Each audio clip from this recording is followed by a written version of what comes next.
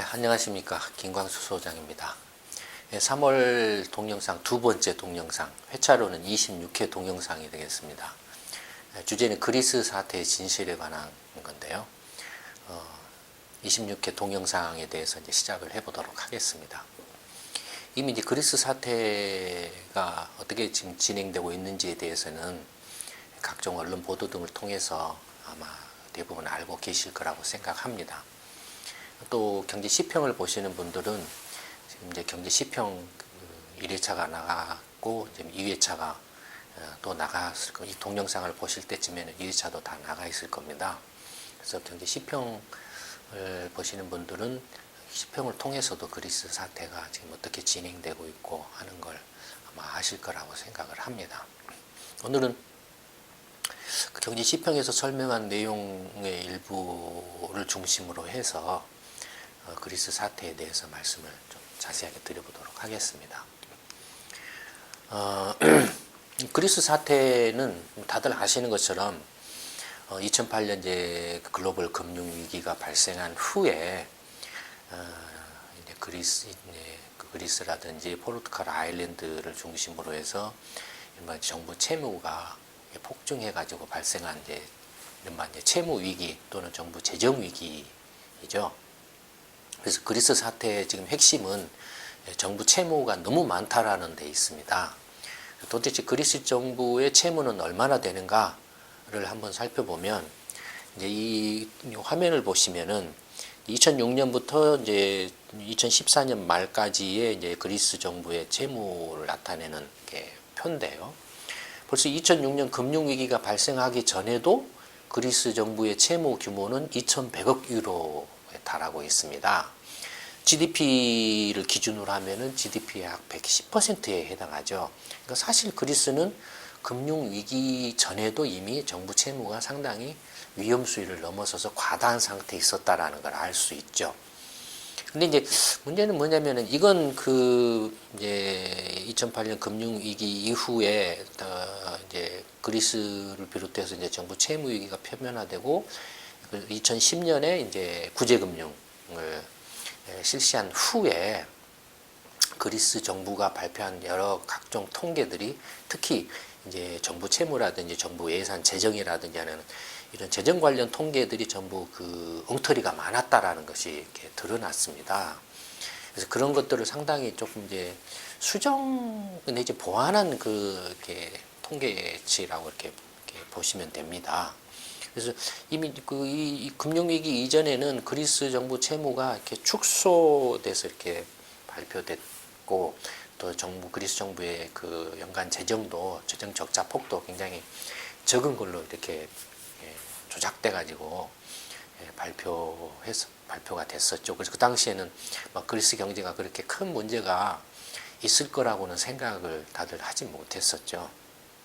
어쨌든 이제 2006년 금융위기 전부터 그리스 정부 채무가 상당히 심각한 수준에 있었다라는 걸 알 수가 있고요.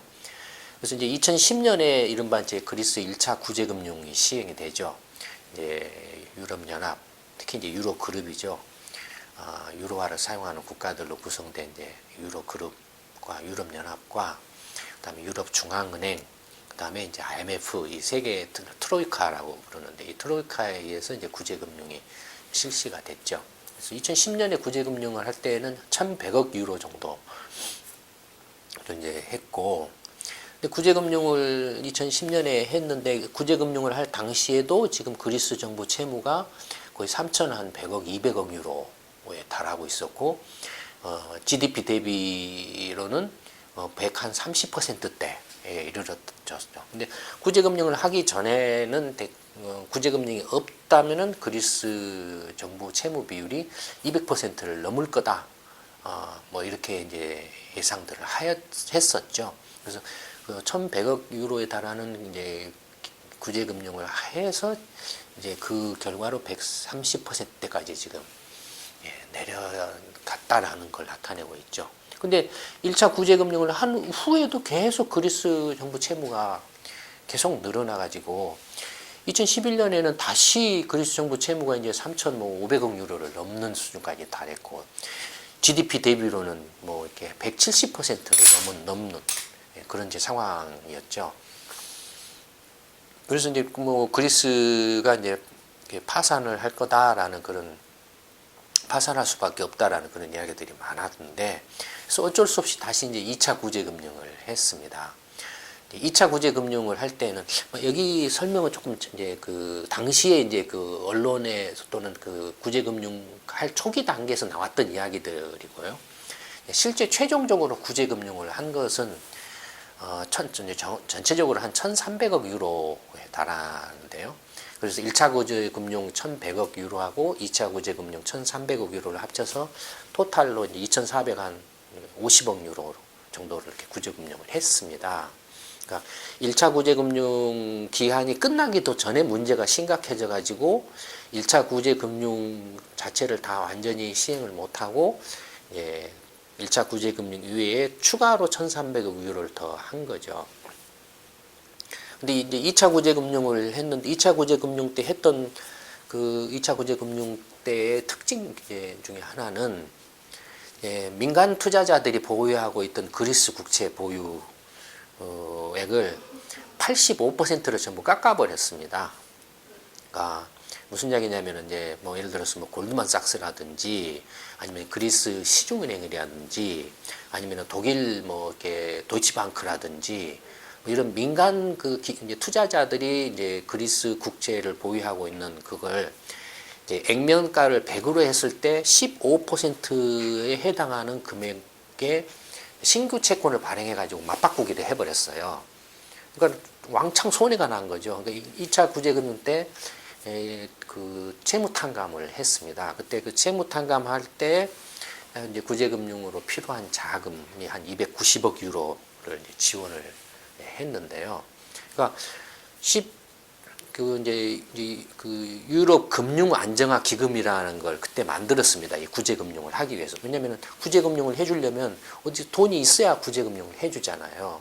그래서 그 당시에 1차 구제금융과 이제 2차 구제금융을 할 때는 그 독일이라든지 프랑스라든지 이런 이제 유럽 국가들이 유로화 국가들이 정부가 이제 채무 보증을 서는 거죠. 채무 보증을 서서 이제 필요한 그 돈들을 이렇게 유럽 금융 안정 기구가 돈을 빌려 가지고 이제 그리스에게 구제금융 자금을 공급을 해주는 거죠. 그래서 만약에 문제가 생기면은 독일이나 프랑스 등이 그 책임을 지고 이렇게 원리금 상환을 해주겠다라는 거죠. 그러니까 유럽 금융 안정 기금은 이렇게 이제 자기가 이제 1년짜리 채권, 2년짜리 채권을 또는 5년짜리 채권을 발행해 가지고 시장에서 자금을 조달하는데, 그러면 유럽 금융안정기금이 발행하는 채권을 투자자들이 사도록 하기 위해서 독일 정부나 프랑스 정부 등이 지급 보증을 사준 거죠. 그러니까 유럽 금융안정기금은 일종의 이제 신용보증기금에 해당한다라고 생각하시면 됩니다. 그렇게 해서 이제 구제금융에 필요한 자금을 조달해 가지고 그리스에 이제 1차, 2차 구제금융 자금을 지원을 해줬다라는 거죠.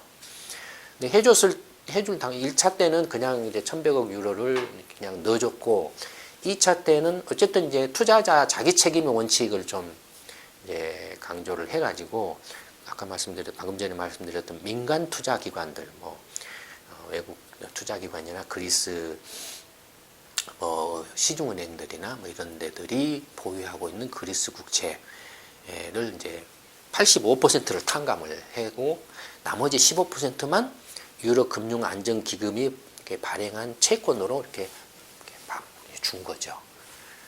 1년짜리 또는 2년짜리 채권으로 이렇게 준 거죠. 그걸 위해서 이제 한 290억 유로를 발행했으니까 그걸 환산을 해보면 탕감액이 이제 그 85% 탕감해가지고 그 구제금융 자금으로 탕감해주고 15%만을 지급하기 위해서 지원해준 자금이 한 290억 유로니까, 그러면은 그리스 국채 그 탕감 대상 그 전체 그 규모는 얼마인가 하는 걸 이렇게 금방 알 수 있죠. 어떻게? 290억 유로를 15%로 나누면 되죠. 그러면은 그 그리스 국채 그 탕감 대상이 되는 그리스 국채 원 금액이 나오죠. 그게 한 2천억 유로 정도 됩니다. 그러니까 뭐 민간 그 금융 투자자들이 이렇게 그 한 2천억 유로 정도 그리스 국채를 보유하고 있었는데 그 중에 15%는 한 300억 유로 약간 정도만 이제 새 채권으로 이렇게 바꿔주고 거의 한 1,700억 유로 가량을 이렇게 손실 처리하고 그리스에 대해서는 채무 탕감을 해준 거죠. 그러니까 1,700억 유로면 상당한 금액입니다. 1,700억 유로면은 곱하기 1,300 정도만 해도 1유로당 1,300원으로만 계산을 해도 얼마입니까? 그냥 1,000원이라고 계산하면 170조 원이죠. 그러니까 거의 뭐 200조 원을 넘어가는 그런 굉장히 큰 금액이죠. 200조 원이면은 뭐 우리은행이나 하나은행이나 뭐 국민은행 우리은행이나 하나은행 정도보다 조금 작나요? 그 정도 될 겁니다. 그 은행 하나가 그냥 전체가 손실로 날아가 버린 거예요. 은행 전체 총 자산 규모가 그 정도인데, 그러니까 그런 손실 처리를 하다 보니까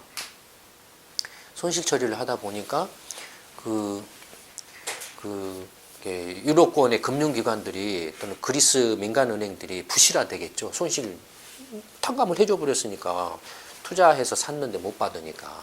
그래서 이제 2차 구제금융 때 그리스 민간은행이 부실화된 민간은행에 이렇게 지원하는 자본을 보강해주는 그 지원도 합니다. 그 한 500억 유로 가량 이렇게 지원을 해줘요. 그리고 다른 이제 유럽 은행들도 그것 때문에 다 휘청휘청하죠. 그래서 그때 한 게 뭡니까? 그렇게 이제 손실이 크게 난 은행들 자기 자본 보강하라고 압력을 가한 거죠. 그래서 그런 유럽 그 은행들이 그 부실 처리하느라고 정신이 없어가지고 대출을 할 여력이 없어져 버린 거죠. 그러니까 유럽 중앙은행이 아무리 돈을 이렇게 풀어주려서 은행들한테 주어도 은행들이 그 돈을 이렇게 대출해 줄 형편이 못 됐다라는 거죠. 그런 손실 처리가 막 크게 일어나니까. 어쨌든 그랬다라는 겁니다. 근데 어쨌든 그 2차 구제금융을 한 직후에 이제 어떻게 됐냐면은 3,500억 유로가 넘던 것이 2,800억 유로로 한 700억 유로 정도 그리스 채무가 확 줄어들어요. 그리고 그 GDP 대비로 치면은 한 130%대로 또 이렇게 줄어듭니다. 근데 그 뒤로 보면은 이제 그리스 정부 채무는 약간 늘었지만은 거의 한 3,100억 유로에서 안 늘어나고 있어요. 그리스 정부 채무는 이제 정치하고 있죠. 왜냐하면은 1차 구제 금융 때부터 이제 이른바 트로이카하고 그리스 정부 간에 채무 이행 협약을 맺었죠. 왜냐하면 엄청난 돈을 이렇게 구제금융으로 이렇게 지원을 해주는데 그리스 정부가 그 빚을 상환할 수 있도록 또는 그리스 경제가 정상으로 회복할 수 있도록 그리스 경제가 안고 있는 문제점이나 또는 이렇게 부실한 점이나 이런 것들을 이렇게 지적해서 그걸 개선하도록 요구할 수 있잖아요. 그런 것들을 담아놓은 게 이제 채무 이행 협약입니다. 2010년에 그 체결을 한 거죠. 2차 구제금융 할 때 그걸 다시 그대로 이제 이어받아 가지고 그 연장을 했어요. 2014년 말까지 이 채무 이행 협약에 따라서 그리스 정부가 구조 개혁을 이렇게 제대로 이행을 하면은 2014년 말까지 1차, 2차 총 합쳐서 2,400억 유로의 구제금융 자금을 전액 지원을 해준다. 그래서 이제 한꺼번에 주는 게 아니고 이렇게 여러 번으로 나눠 가지고 그때그때 필요한 만큼을 이렇게 지원을 해주는데, 지원해 줄 때마다 그 약속했던 채무 이행 협약 그 안에는 이제 구조 그 개혁 프로그램들도 들어 있어요. 좀 재정 이렇게 지출 삭감이라든지 뭐 이런 것들이 다 들어 있어요. 그 협약을 그리스 정부가 제대로 이행하고 있는가 안 하고 있는가를 이제 감시를 하는 거죠. 그래서 감시를 해서 만약에 제대로 이행을 안 하면 구제금융 지원해주는 자금을 보류를 시킵니다. 그래서 할 때까지 보류를 시켜요. 이행을 하면 다시 이제 지원을 해주고. 그래서 이제 그걸 2014년 말까지 하는 걸로 했어요. 했는데 이제 2014년 말에 좀 문제가 생긴 거죠. 어쨌든 간에 지금 그 그리스 정부의 채무 추이를 보면은 2차 구제금융 후에 약간 그 직후에는 다시 채무가 이렇게 늘어났지만 3,100억 유로에서 멈춰 있다 이거예요. 멈춰 있는 것은 이런 이제 채무 이행 협약에 따라서 이렇게 그리스 정부가 빚을 또 계속 무책임하게 내는 걸 통제를 했기 때문에 막 그렇게 이제 빚이 더 안 늘어난 걸로 이렇게 보여집니다. 반면에 이제 그 GDP 대비 비율로 보면은 다시 지금 빚은 정부 채무는 3,100억 유로에서 뭐 2차 구제금융 이후에 크게 안 늘어났는데 뭐 이렇게 정체되고 있는데 GDP 대비 정부 채무 비율은 다시 170%대로 다시 올랐어요. 이제 2차 구제금융 직후에 130%대였던 것이 170%대로 올랐어요. 정부 채무는 안 늘어났는데 이건 뭐 때문에 그렇습니까? 그리스 경제 GDP가 줄어들었기 때문에 그러죠. 그러니까 분모가 작아지다 보니까 분자는 그대로 일정한데 분모가 작아지면은 비율이 커지죠. 그래서 이제 170%대로 늘어난 겁니다. 이제 그리스 정부의 그 채무 상황은 이렇습니다. 그래서 2014년 말 현재로는 그리스 정부가 지금 현재 그 GDP 규모로 봤을 때 자력으로 채무를 상환할 그런 상황을 넘어서 있다라고 그렇게 볼 수 있죠. 그러니까 자체적으로 이렇게 문제를 해결할 상황이 이제 벗어났다라는 거죠. 그래서 이제 그리스 정부가 배째라 뭐 이런 식으로 나올 수도 있는 거예요. 실제로도 그랬고요. 2014년 말에 이제 이제 총선 1월 달에 이제 총선을 했지 않습니까? 그러면 선거전을 하겠죠. 그러면 여야가 서로 막 선거 공약을 내세워 가지고 이제 뭐 우리가 어떻게 해서 경제 위기를 타개하겠습니다라고 하겠죠. 그때 이제 야당이 어떤 이제 급진 좌파 성향의 야당인 시리자 그쪽에 당수가 이제 치프라스라는 사람이었습니다. 나이가 40살인데 젊은 사람이죠.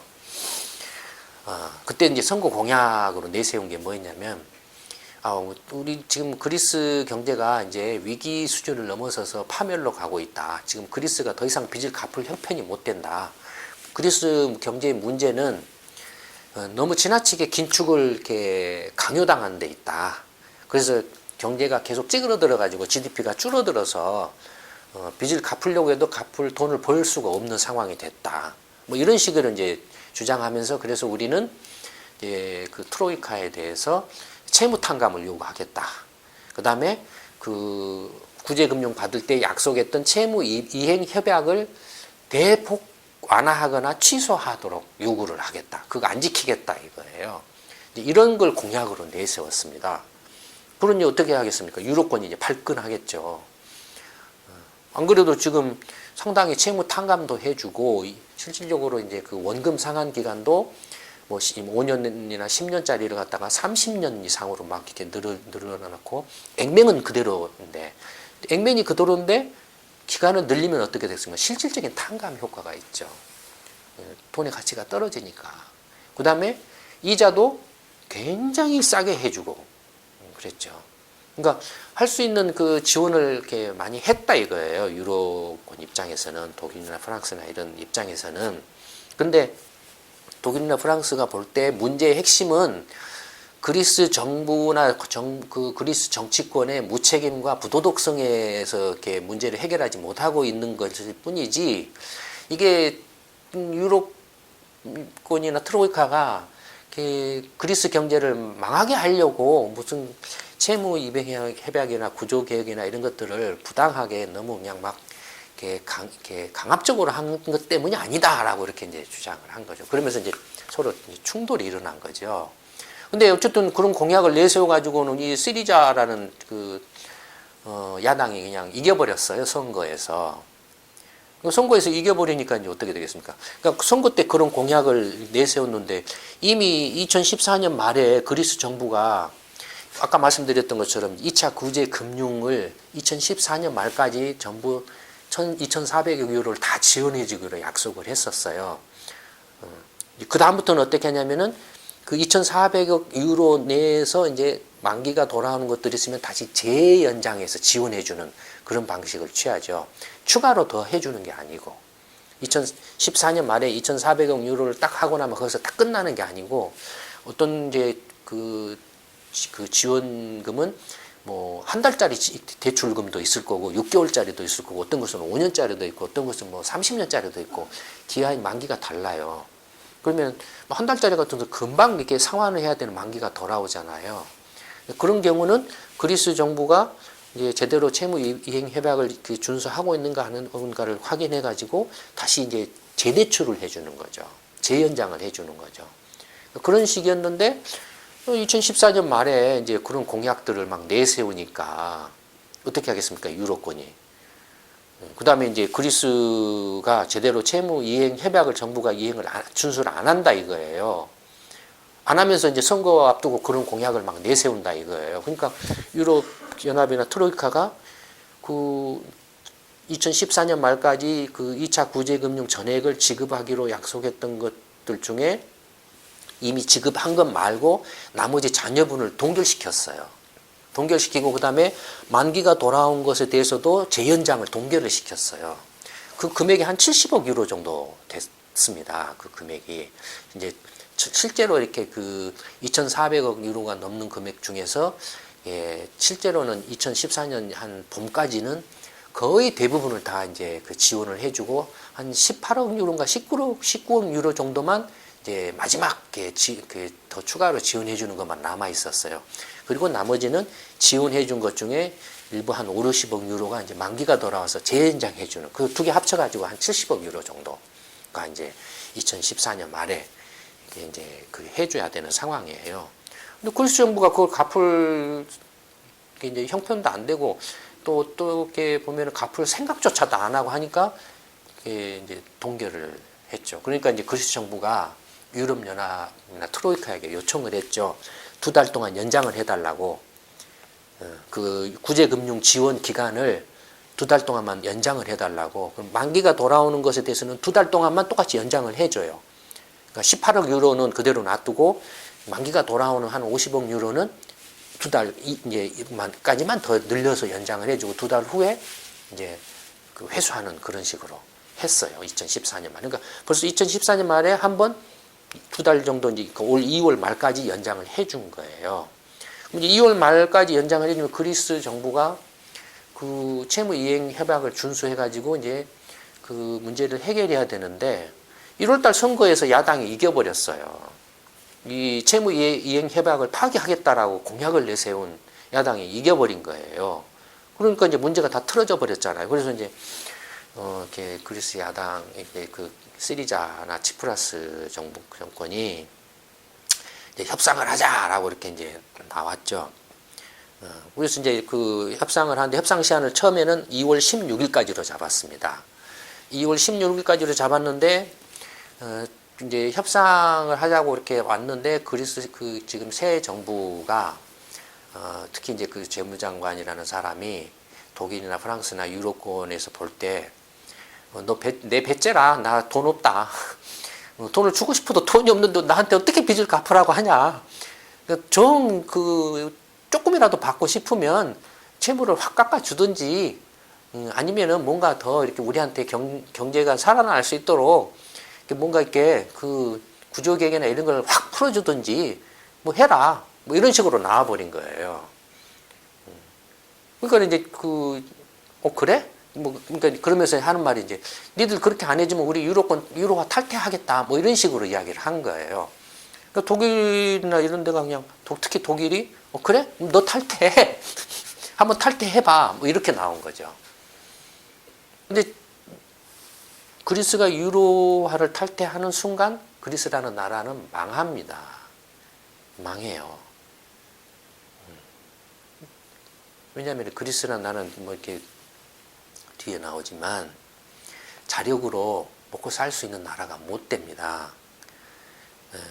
유로화를 탈퇴하는 순간 그리스는 하이퍼 인플레에 빠지고 난리가 날 겁니다. 모든 기업들이 파산하고 모든 금융 시스템이 이렇게 마비가 되고 붕괴가 될 겁니다. 그러니까 이렇게 그런 걸 생각을 해보면 그리스의 그 정치권이나 정부가 얼마나 무책임하고 정치적으로 얼마나 그 프로파간다에 가까운 그런 걸 자기들 한번 정권을 잡기 위해서 그런 행위를 하고 있는가 하는 걸 알 수가 있죠. 뭐 국내 일부 그 진보적인 어떤 그런 성향을 가진 사람들은 그리스 사태가 뭐 미국 신자유주의나 또는 그 뭐 이렇게 독일이나 프랑스 같은 뭐 이렇게 신자유주의 제국주의들이 그리스 경제를 이렇게 해먹어버리기 위해서 한 그 결과 희생양이다. 뭐 이렇게 이런 주장도 하는가 하면은 또 그게 안 먹히니까 이제 그 뒤에는 그리스가 복지 때문에 망한 게 아니다. 기득권들이 부패해가지고 막 이렇게 이래서 망했다. 뭐 이런 식으로 이제 복지 때문에 망한 게 아니라 이런 식으로 또 막 이제 그리스를 이렇게 뭐 이렇게 부당하게 지금 이렇게 위기를 겪고 있다라는 그런 식의 좀 이렇게 말도 안 되는 그런 글들을 막 이렇게 퍼뜨리는가 하면 그래서 이제 러시아하고도 또 이렇게 그리스가 이렇게 하면은 문제를 해결할 수 있다. 웃기는 소리죠. 여러분들 지금 러시아도 지금 그 우크라이나 사태로 경제봉쇄 당해가지고 지금 휘청거리고 있는데 루블라로 지원해주게 푸틴이 그리스한테 루블라로 대출해주겠다는데 그 루블라를 누가 받아줍니까 지금? 루블라를 지금 안 받아줘서 루블라 가치가 폭락해가지고 두 배로 그냥 폭락을 해버렸잖아요 지금. 그 말도 안 되는 소리에 막 그리스 사태 진실을 왜곡하고 있다 이겁니다. 어쨌든 지금 그 2월 16일 날까지 협상 완료를 해야 2월 말에 이제 그 종료하니까 아까 말씀드린 2달 연장한 기간이 끝나니까 그러면 그리스 구제금융을 해준 신용보증을 썼던 독일이나 프랑스 이런 나라들이 다시 2월 이후에 재연장을 해주기 위해서 자기 나라 안에서 법을 개정을 한든지 법적 절차를 밟아야 돼요. 시간이 없는 거죠. 2월 16일 날 이제 다 해도 가까스로 할까 말까 하는데 그리스가 이제 그런 식으로 나온 거예요. 와서 배째라 하고 그다음에 이렇게 이제 재무장관 회의를 하는데도 그 그리스 재무장관이 회의 시간에 늦게 들어오고 그것도 텔레비전 카메라 들고 오고 그다음에 막 제멋대로 떠들고 그다음에 아직 그 협상 초안을 가지고 이제 논의를 해야 되는데 마치 그걸로서 합의를 본 것처럼 막 트윗이나 막 페이스북에다 문자를 날려버리고 그다음에 막 횡설수설을 했다 이거예요. 그 회의에서 그리스가 뭘 원하고 있고 지금 이렇게 그 채무 이행 해박이나 구제금융을 통해서 효과는 어떻고 부작용은 어떻고 문제점은 뭐고 이런 위기를 극복하려면 뭐가 필요하고 어떻게 해야 되고 이런 것들을 좀 체계적으로 이렇게 정리를 해가지고 와서 설득을 시키고 그래서 도와달라고 부탁을 해도 모자랄 판국인데 그냥 와서 행설수설을 한다 그러면서 안 하면 내가 유로 탈퇴한다 뭐 이런 식으로 이야기를 했다라고 월스트리트 저널이나 외신들이 보도를 했다 이게 파이낸셜 타임즈나 그러니까 얼마나 그 안하무인으로 괘씸하게 행동을 했냐라는 걸 이렇게 지금 보여주고 있는 거죠. 그러니까 독일이나 프랑스가 그래? 너 탈퇴하고 싶으면 탈퇴해. 이렇게 그냥 이렇게 해버린 거죠. 그러니까 그때 이제 깜짝 놀래가지고 아이고 그럼 우리 20일까지 조금 연장해달라. 우리 우리가 이제 구체적으로 구조개혁 프로그램을 우리가 자체적으로 원하는 것을 정리해가지고 제출을 할 테니까 좀 봐달라라고 이렇게 이제 그때 와서 이제 사정을 한 거죠. 그래서 이제 그 치프라스 정권도 이제 정권 출범한 지 한 달도 안 돼가지고 이제 그 선거 공약들을 다 뒤집어 버려야 되는 이제 그런 상황이 벌어진 거예요. 출범하자마자 우리 유로 탈퇴 안 한다 이렇게 말을 해서 선거 전에는 유로 탈퇴할 수도 있다. 우리 채무 구조조정 협상 이렇게 우리 뜻대로 원하는 대로 안 되면 우리 유로 탈퇴한다 이렇게 협박을 했거든요. 근데 딱 정권 잡자마자 이제 이렇게 생각해 보니까 만약에 유로 탈퇴하면 나라가 완전히 거덜나버리 망해버리거든요. 그러니까 그때 이제 슬쩍 우리 유로 탈퇴 안 한다. 그렇지만 이제 우리 요구 조건을 관철시키겠다. 그랬는데 2월 16일 날 퇴짜를 맞아버려요. 퇴짜를 맞아. 2월 20일 날까지 제출하기로 했던 이제 했던 것을 이제 못하고 다만 이제 합의만 하죠. 근데 2월 20일 날 그리스 정부하고 이제 그 유로 그룹하고 이제 합의를 하는데 합의 내용이 뭐냐면은 그 전에 채무 이행 협약 내용은 거의 99.9% 그대로입니다. 그리고 오히려 그 채무 이행 협약을 준수 안 할 시에는 그리스는 유로화 탈퇴시킨다라는 뭐 이런 식의 오히려 강경한 그 태도를 보여요 유로 그룹이. 그리고 2월 20일까지 그 그리스 자체적으로 그리스가 원하는 그 구조개혁 프로그램을 제출을 하라고 했는데 제출을 못했다 이거예요. 못해서 그러면 2월 23일까지로 연장을 이제 해달라고 그리스 정부가 다시 요청을 해서 그래 그러면 2월 23일까지 구조개혁 프로그램을 제출해라. 대신에 우리가 2월 말로 끝나는 그 구제금융 그 시한 연장을 재연장해 줄 건지 말 건지는 2월 23일 날 그리스 정부가 제출하는 구조개혁 프로그램 내용을 보고서 결정을 하겠다. 뭐 이렇게 한 거예요. 근데 어쨌든 2월 20일 날 그리스 정부하고 유로권하고 협상한 내용을 보면은 거의 막 방금 전 말씀드린 것처럼 거의 99.9% 유로권 독일이나 이런 유로권들이 주장한 내용을 그리스 정부가 그대로 일방적으로 수용한 거예요. 그럴 것 같으면 뭐 하려고 애초부터 이렇게 긁어부스럼을 냈냐 이거예요. 이기지도 못할 걸. 결국에는 그리스 정치권이 한 자리에 먼저 한번 해먹으려고 하는 정치적 프로파간다로 그리스 경제를 쓸데없이 혼란에 빠뜨렸다 이거예요. 쓸데없이. 오히려 이런 경제 위기적인 상황에서 그리스라는 나라가 경제 위기를 벗어나기 위해서는 우리가 지금 경제 위기 원인이 이러이러한 것이고 그래서 이런 문제들을 해결하지 않으면 위기를 벗어날 수 없습니다. 이런 문제를 해결하기 위해서는 이러이러한 정책들을 할 수밖에 없습니다. 그래서 그리스 국민들을 설득시켜가지고 그렇게 가도 모자랄 판국인데 오히려 이렇게 엉뚱한 엉터리 같은 이야기를 해가지고 상황을 악화시켜버렸다 이겁니다. 지금 이제 그리스에 대한 신뢰가 국제적인 신용도나 신뢰도가 확 떨어져 버렸어요. 쓸데없이 그렇게 한 거다 이거죠. 그리스 경제 상황을 보면 왜 첫째는 이제 정부 빚이 많은데 왜 정부 빚이 이렇게 많았느냐 하면은 상식적으로 정부 빚이 이렇게 계속 빠르게 늘어난 원인은 뭐냐면 뭔지는 몰라도 정부가 쓰는 지출이 그리스 국민한테 걷어들이는 세금보다도 훨씬 더 많았기 때문에 이렇게 빚이 계속 늘어난 거예요. 그 부족한 만큼 빚을 내서 메웠다라는 거 아니에요. 빚을 계속 내니까 정부 채무가 계속 늘어난 거고 그랬다라고. 실제로 그리스 정부의 수입과 지출을 보면 재정 수입과 지출을 보면 파란 선이 지출입니다. 빨간 선은 이제 정부 수입이고요. 보시는 것처럼 정부 그 지출이 수입을 한 100억에서 200억 유로. 예컨대 2009년 1차 구제금융 하기 직전에는 거의 한 300억 유로 정도 적자가 났어요. 1년에. 그리스 정부 재정 적자가 300억 유로에 달했습니다. 한 해에만. 그러니까 어땠냐 이거예요. 도대체 왜 저렇게 재정 적자가 나냐 이거예요. 그래서 유로 그룹이 요구한 게 독일 등이 요구한 게 너네들 정부 위기 정부 채무 위기를 벗어나려면 어떻든 간에 지금 이 지출이 수입을 훨씬 초과하는 걸 이렇게 줄여야 된다. 지출을 줄여야 된다. 만약에 지출을 안 줄이려면 반대로 수입을 늘려야 된다. 첫째는 지출을 줄이는 건 뭐가 있겠습니까? 쓸데없이 막 낭비하는 거, 한국으로 치면 4대강이라든지 뭐라든지 뭐 이런 걸로 막 갖다가 엉터리로 돈을 쏟아붓는 거, 그런 거 줄여라 이거예요. 예를 들어서 이제 금융위기 전에 그리스의 국민연금 같은 경우는 55세부터 받기 시작했어요. 그 다음에 국민연금을 다 쥐꼬리만큼 내놓고 받는 건 그것에 훨씬 많은 연금을 받는 시기였어요. 그런가 하면은 정부 공무원들이나 공기업이 전체 취업 인구의 4분의 1에 달할 정도로 엄청났어요. 그러니 재정이 빵꾸가 안 날 수가 없죠.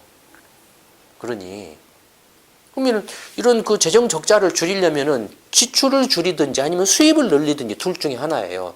지출을 줄이는 것이 뭡니까? 이른바 이제 방금 말씀드린 비효율적이고 낭비적인 그런 투자를 줄이고 돈을 벌지 못하는 돈을 벌지 못하거나 수익을 내지 못하는 그런 부분들을 가급적이면은 돈을 벌거나 수익을 낼 수 있는 구조로 전환을 하고 그래야 되지 않습니까? 돈을 못 벌면서 가지고 있으면 괜히 돈만 쓸 거 아니에요. 예를 들어서 이제 너무 지나치게 비대한 공공부문이라든지 공공부문이라도 좋다 이거. 근데 그게 자체적으로 빚을 안 내고 수익을 내면 좋은데 그렇지를 못했다 이거예요. 그러면은 그거 결국에는 구조조정을 할 수밖에 없다 이거예요. 빚이 너무 많으니까. 그럼 빚을 줄이기 위해서는 그 공공기업이 가지고 있는 자체적으로는 그걸 경영할 능력이 못 되는, 분명히 제대로 경영하면은 그 돈이 될 수 있는데도 불구하고 경영 능력이 모자라 가지고 못하면 그거 팔아서라도 빚을 일단 갚고 빚을 줄여야 된다. 빚을 줄이고 그다음에 팔아서 이렇게 거기서 이렇게 돈을 벌 수 있는 경영 능력을 가진 데가 와서 경영을 하면 어쨌든 거기에서 이제 세금도 더 많이 들어올 거 아니냐. 그다음에 그 수입이 작은 이유는 뭐냐 이거. 어쨌든 간에 수입이 작은 것은 세금을 적게 걷고 있기 때문에, 쓰는 것은 펑펑 쓰고 있는데 세금을 적게 걷고 있기 때문에 수입이 작은 거 아니냐. 그럼 세금을 늘려라. 근데 그리스 경우에는 세금이 이제 어떻게 돼 있냐면, 이제 그리스라는 나라가 옛날 이제 1400년대 그 오스만 터키한테 이렇게 넘어갔어요. 넘어가가지고 이제 그 1820년, 30년에 독립전쟁을 합니다. 그러니까 그 오스만 터키가 지배하던 시절에는 이제 그리스 국민들이 그때 이제 식민지였겠죠. 오스만 터키 왕정에 세금을 내는 것은 이제 이른바 한국으로 치면 친일행위와 같다. 뭐 이렇게 생각을 했다라고 그래요. 그래서 되도록이면은 세금을 안 내려고 막 하는 게 애국적인 행동이었다라는 거예요. 그러니까 그리스 국민들은 역사적으로 봤을 때 그런 그 어떤 그 오스만 터키하고의 역사적인 관계 속에서 세금을 되도록이면 안 내는 것이 애국적인 행동으로 이렇게 뿌리 깊이 뿌리를 내렸다라는 겁니다. 근데 이제 1820년대 그리스가 독립전쟁을 통해서 독립을 하고 이제 왕정을 계속 해오다가 1970년대에 이제 그 왕정에서 민주주의 공화정으로 전환을 했어요. 그리스가 왕정을 폐지하고. 근데 이렇게 이제 공화정으로 바뀌어가지고 왔는데도 그 후에도 이제 그리스 국민들 생각이 세금을 안 내는 걸 당연하다라고 이렇게 받아들였대. 그런 역사적인 배경이 있었기 때문에. 그 다음에 세금을 내느니 차라리 물건 사고, 한국도 그러잖아요. 물건 사고 팔 때 현찰 거래하자. 그럼 내가 좀 싸게 해줄게. 그러면 물건 파는 사람 입장에서는 그냥 현찰 거래하면 기록이 안 남잖아요. 대신에 세금 안 내면도 세금을 안 내는 것이 더 득이고, 사는 사람도 좀 물건을 싸게 살 수 있으니까 서로 짜웅한다 이거예요. 그런가 하면 그리스도 이렇게 뭐 기득권 세력이 있죠. 정부 관료들이나 정치권이나 무슨 이른바 이제 대기업 뭐 이렇게 그 재벌이라 할까요, 뭐 족벌이라 할까요, 뭐 이런 것들이 있죠. 이런 기득권들은 권력을 가지고 있기 때문에 세금을 안 내는다는 그 역사적인 당연함에 대한 인식 위에 자기 그 기득권을 가지고서 세금을 거의 안 냈다 이거예요. 그러니까 그러다 보니까는 그리스가 지금 이렇게 지금 실제로 세금만을 제대로 걷기만 해도 이렇게 빵꾸 안 난다 이거예요. 독일이나 프랑스나 유럽이 볼 때는 자기 나라가 망할 정도로 이렇게 자존심도 없냐 이거죠. 그리스가 이렇게 경제 위기를 맞이했으면 자존심상으로라도 세금을 좀 더 냅시다 해가지고 이렇게 해서 먼저 경제 위기를 극복하고 난 다음에 빚 갚을 거 있으면 갚고 난 다음에 뭐 다른 나라에 대해서 떳떳하게 자존심 있잖아요. 국가로서의 자존심이 있잖아요. 그런 걸 다 팽개치고 나 돈 없어. 너 나 내 배째 남째. 나한테 빚 갚으라면 나는 탈퇴할 거야. 뭐 이런 식으로 이야기한다라는 자체가 너무 괘씸하다 이거예요. 그리고 독일이나 프랑스나 유럽 국가들 입장에서 보면 그 그리스에게 그 구제금융 해준 것은 자기 나라 국민들의 세금으로 해준 건데 무슨 개인 돈으로 해준 것도 아니고 세금으로 해준 건데, 그래서 그리스 정치권과 정부 관료들에 대한 이제 도덕적 해이나 무책임, 무능함을 통렬하게 비판한 거예요. 비난하고 있는 거예요. 그래서 니네들 한번 당해봐라. 니네들 탈퇴하면 탈퇴해. 뭐 이렇게 나온 거예요. 그 구제금융 받기 싫으면 우리 그거 안 받아도 좋아. 뭐 2,400억유로 안 받아도 좋아. 니네 마음대로 한번 해봐. 이런 식으로 나온 거예요. 어떻게 되겠습니까? 그리스가 무슨 재주가 있습니까? 그냥 꼬리를 내릴 수밖에 없어요. 봐주세요. 이런 식으로 꼬리를 내릴 수밖에 없어요. 결과적으로는 지금 그렇게 됐잖아요. 결과적으로. 그러니까 지금 이게 지금 그 이제 유로권이 이렇게 지적하는 문제예요. 그 다음에 그리스 문제는 아까 말한 공공부문이나 공무원이나 관료나 이런 것들이 공적 영역에 너무 비대하다 그랬잖아요. 세계 어느 나라 치고 공공부문이 비대하면 공부부문은 다 좀 효율성이 떨어져요. 한국도 그렇잖아요. 공기업 봐보세요. 또 정부 관료 봐보세요. 정부 봐보세요. 정치권 봐보세요. 완전히 이 세 개가 다 나라 말아먹고 있죠. 한국의 경우에는. 그렇잖아요. 다른 나라도 비슷해요. 비슷해요. 근데 이 공공부문이 말할 수 없이 이렇게 비효율적인데 그런 부분이 이렇게 비대해지면 어떻게 되겠습니까? 그 비효율적인 데가 비대해지면 이렇게 썩어요. 부정부패가 만연해요. 옛날에 한국 같은 경우는 근데 뭐 지금 주민센터죠. 동사무소 가가지고 주민등록번 하나 떼려고 해도 그 담배값 하나 딱 신청서에다가 담배 한 갑 사다가 이렇게 같이 넣어야만 등본 띄워주고 했어요. 옛날에는. 지금은 이제 그런 게 없어졌지만. 근데 그리스도는 지금도 그런다 이거예요. 그런 그 뇌물이나 부정부패 행위가 아주 그냥 일상화돼 있다 이겁니다. 그런 걸 하지 않으면 공공부문이 작동이 안 할 정도라는 거예요. 그런 게 없으면은. 그러니 유럽권 입장에서는 기가 막히는 거예요. 아니 그런 건 굳이 그 돈 빌려준 데가 말을 안 하더라도 그런 경제 위기를 당했으면은 스스로가 잘 이렇게 반성을 하고 그런 걸 과감하게 개혁해서 빨리 위기를 탈출하려고 노력을 해도 모자랄 판인데 그런 건 그대로 놔두고 배 째세요. 이렇게 나왔다라는 거예요. 이게 그 지금 그리스 경제 사태의 지금 문제 지금 진짜 모습입니다. 근데 이제 2014년에는 어쨌든 간에 보시는 것처럼 지출을 확 줄였잖아요. 지출을 이제 확 줄이니까 어떻습니까? 더욱 그리스 국민들 입장에서 보면 힘들어졌을 거 아니에요. 더욱 힘들어졌을 거 아니에요. 그러니까 이제 그 시리자가 2014년 선거 때 공약이 그냥 인기몰이로 영합 인기주의로 확 먹혔다. 한국이 어떻습니까? 새누리당 박근혜 똑같잖아요. 우리 국민 행복 공약 복지 이렇게 보편적 복지 마치 거의 보편적 복지 비슷한 그 복지를 이렇게 확대하겠다, 강화하겠다 이렇게 했잖아요. 언제 새누리당이나 박근혜 씨가 뭐 복지를 이야기했습니까? 근데 딱 선거 끝나고 나니까 어땠습니까? 싹 뒤집어 버렸잖아요.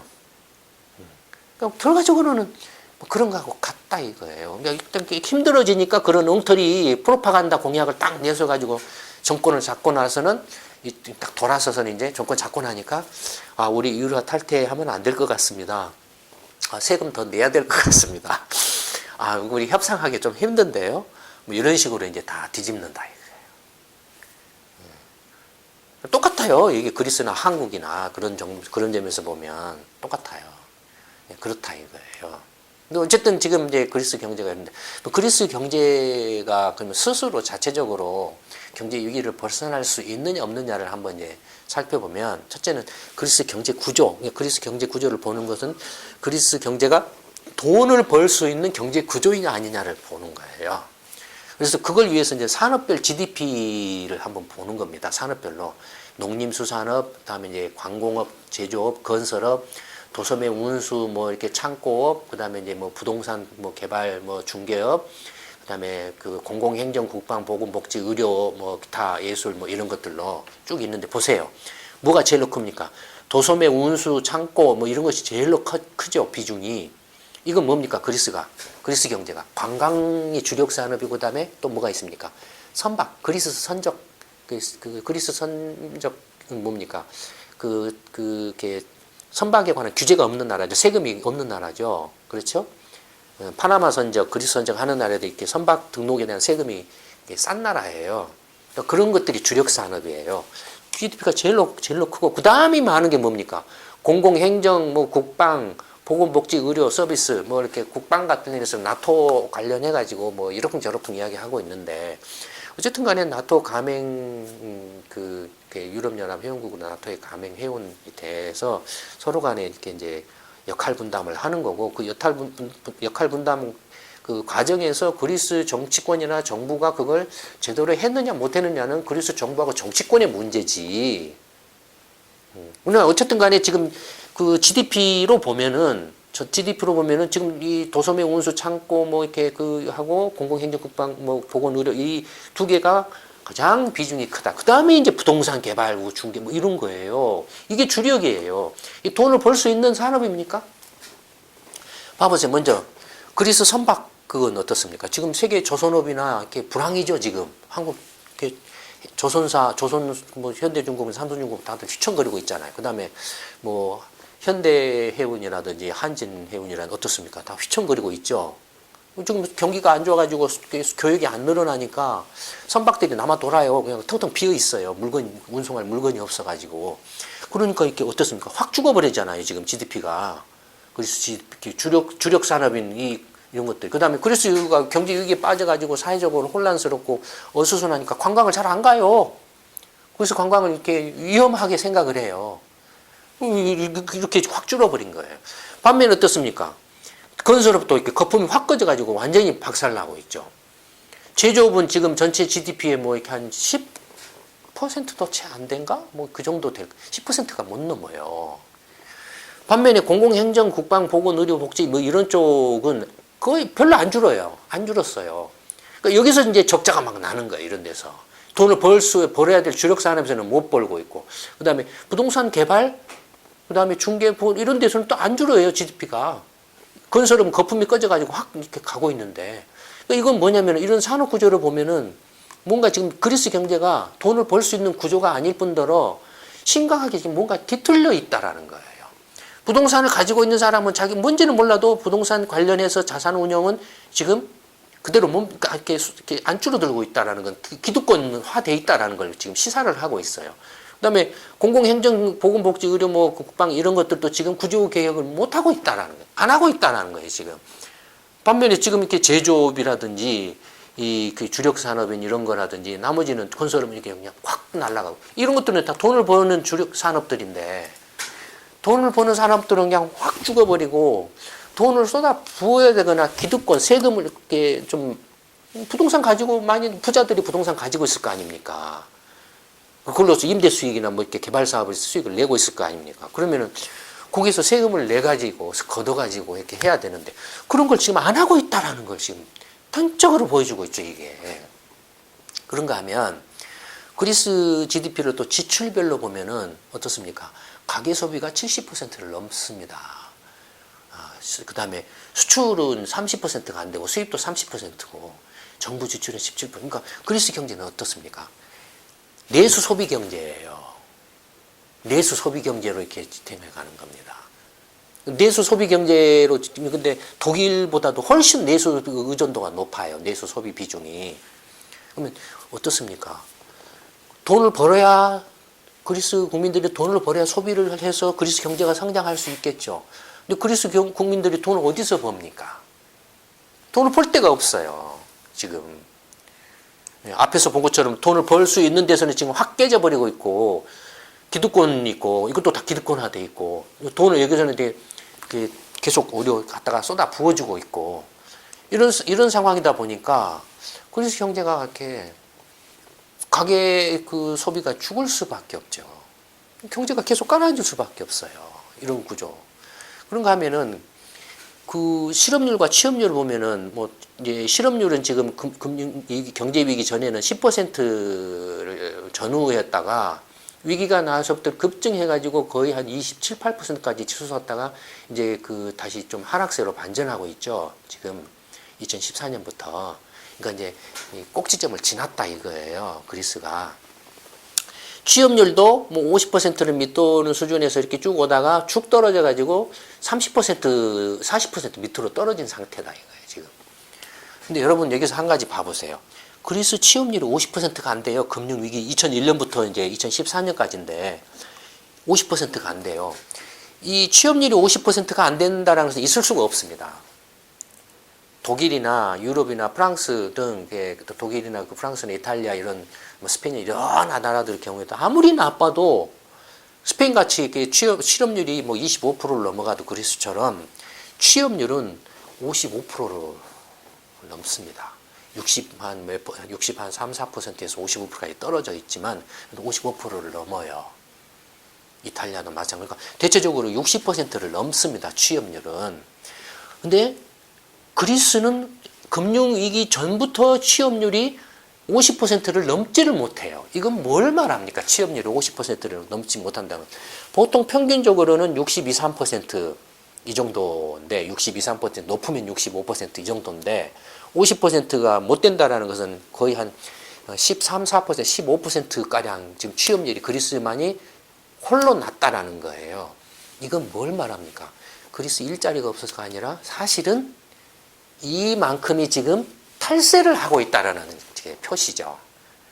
돈을 벌고 어디선가는 돈을 벌고 있는데 이게 안 잡힌다라는 거예요. 세금으로 안 잡히기 때문에 취업자로 안 잡히니까 세금을 못 걷고 있다라는 거예요. 그러니까 얼마나 이 탈세가 만연돼 있냐라는 겁니다. 이 지금 그 전체 그리스 그러니까 이걸 뭐 이렇게 그 탈세가 그래서 지금 이건 뭘 말합니까? 취업률이 낮다는 그 세금을 매길 수 있는 양성화된 경제가 아니라 지하 경제가 굉장히 크다라는 걸 말하죠.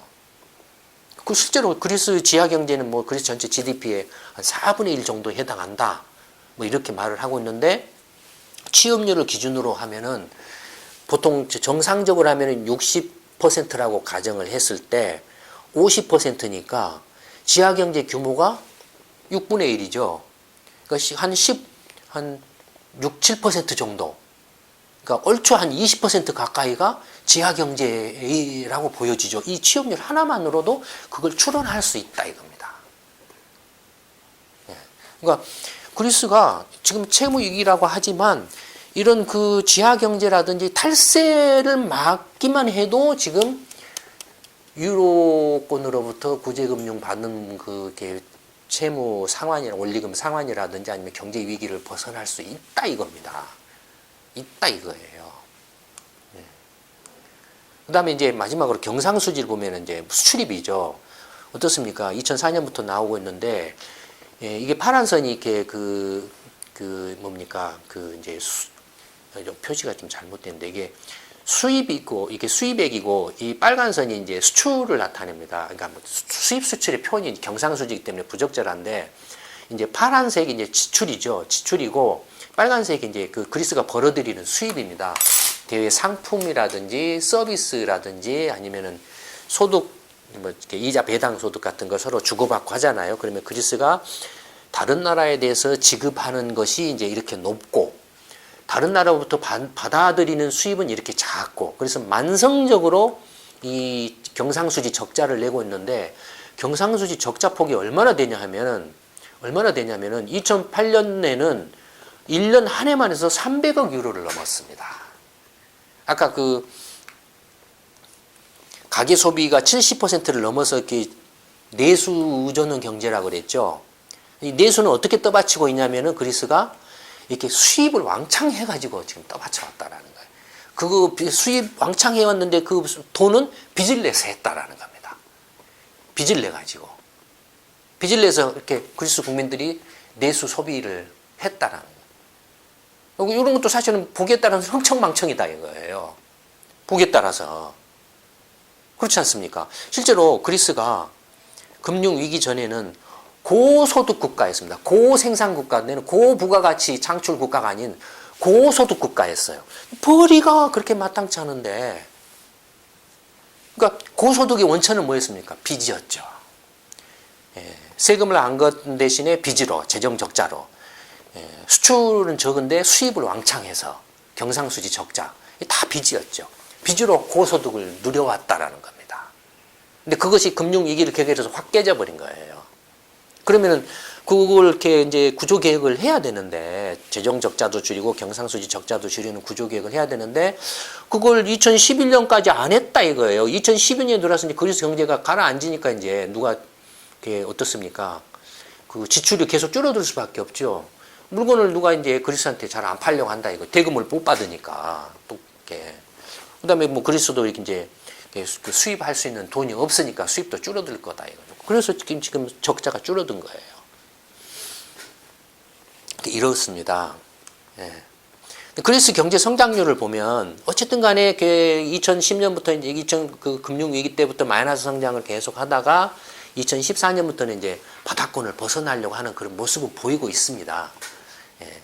보이고 있는데 이런 그 신락 같은 어떤 그 변화, 어떤 그 희망적인 그런 것들을 놓치면 안 된다 이거예요. 그리스 위정자들이, 정부 관료들이나 정치권들이, 국가 경영을 책임지고 있는 그 그리스 위정자들이 기회주의적이거나 무책임하게 행동하면 안 된다 이거예요. 그러니까 경제 성장률도 지금 어쨌든 바둑간을 이렇게 벗어나려고 이제 마이너스 성장을 계속 해오다가 2014년에는 플러스로 이렇게 반전되는 그 바닥권을 지금 이제 벗어나려는 이런 모습을 보이고 있다 이거예요. 여기서 구조개혁만 조금 허리띠를 더 졸라매고 구조개혁을 조금 과감하게 해서 국민들 설득해야 된다. 정치권이. 그럼 이제 나라가 위기적인 상황에 있는데 우리가 이렇게 나서서 이렇게 국민들이 서로 십시일반으로 하지 않으면 안 됩니다. 그걸 위해서 우리가 먼저 모범을 보이겠습니다. 그리스의 기득권들이 이렇게 부자들이나 정치권이나 정부 관료들이나 이런 사람들이 우리가 먼저 이렇게 내놓겠습니다. 희생하겠습니다. 라고 이렇게 먼저 모범을 보이면 그리스 국민들도 따라온다 이거예요. 근데 지들 챙겨 먹을 건 다 챙겨 먹고, 그다음에 이렇게 그 정권도 한 번 더 해먹으려고 거짓말만 이렇게 프로파간다로 이렇게 해놓고 하고, 밖에다가는 또 말도 안 되는 엉터리 소리를 해가지고 국가 신뢰는 신뢰도를 개판으로 떨어뜨려 놓고, 이게 돼서는 문제 해결 안 된다 이거예요. 한국이라고 뭐 그렇게 크게 다를 것 같습니까? 네, 그렇지 않죠. 그러니까 그리스 사태를 통해서 한국의 장래를 가늠해 볼 수도 있다 이겁니다. 그리스 관련해서는 조금 설명이 길었습니다만 이걸로 마치도록 하겠습니다. 좀 더 그리스 사태와 관련해서 자세하게 아시고 싶은 분들은 경제 시평의 그리스 사태 2번에 걸친 시리즈 보고서를 참고하시고, 앞으로도 사태 진행에 따라서 아마 관련된 내용의 이제 경제 시평 자료들이 나올 겁니다. 그걸 참고를 해보시면 도움이 되실 겁니다. 네, 그 3월달 두 번째 동영상은 이걸로 마치도록 하겠습니다. 감사합니다.